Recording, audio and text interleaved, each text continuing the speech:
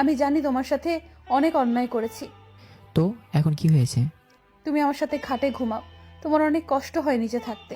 হয়েছে, আপনার ন্যাকামো করা লাগবে না। আর বেশি কথা না বলে শুয়ে পড়েন। আপনি চলে গেলে কিছুদিন পর আমি এমনিতেই খাটে থাকবো। আরে আসো। লুচ্চা লাফাঙ্গার আবার কিছু করে ফেলবে আপনাকে, পরে রাকিবকে কি জবাব দেবেন? সো বেশি কথা না বলে ঘুমান। তারপর মনি ফোন দিল, ওর সাথে কথা বলতে লাগলাম, অনেক কথা বলতে লাগলাম অর্পিতাকে দেখে দেখে।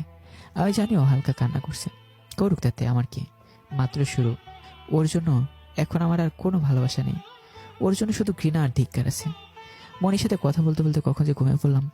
সকালে ঘুম ভাঙলো, চোখের উপর পানি ভরে চেয়ে দেখি আমার চোখের সামনে একটা জলপরি দাঁড়িয়েছে, তার ভেজা চুল থেকে পানি দিচ্ছে।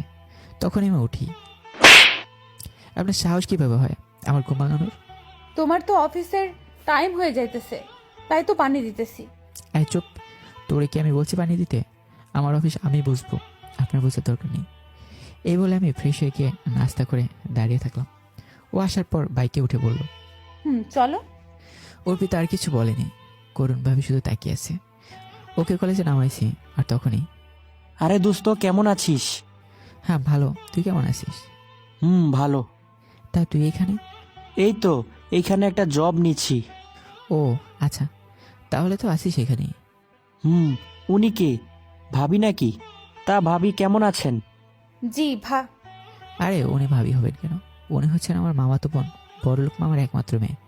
আমার মতো সাধারণ শ্রেণী ছেলের বউ হয় কিভাবে? সরি আপু। হ্যাঁ আচ্ছা শোন, আমার দেরি হয়ে যাচ্ছে, পরে কথা হবে, বাই।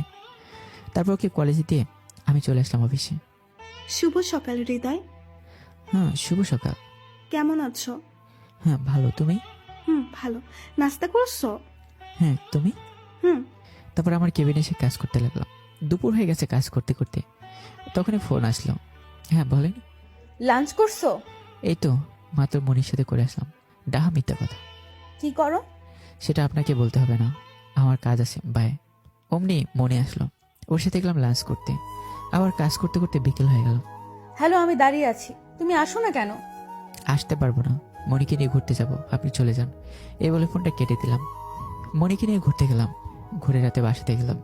ফ্রেশ হয়ে আয়। রুমে গিয়ে দেখি অর্পিতা বসে আছে, যাওয়া মাত্রই। তুমি এসে গেছো? দেখতেই তো পাচ্ছেন। তোমার জন্য অনেকক্ষণ ধরে অপেক্ষা করতেছি। কেন, ছোট লোকের বাচ্চার জন্য এত অপেক্ষা করে নাকি আবার? অর্পিতা আর কোনো কথা বলো না, নিচের দিকে চোখ দিয়ে দাঁড়িয়ে আছে। ফ্রেশ হয়ে নিচে গেলাম খেতে। যখনই মুখে খাবার দিলাম অন্যরকম লাগছে, আসলে খাবারটা অনেক ভালো হয়েছে।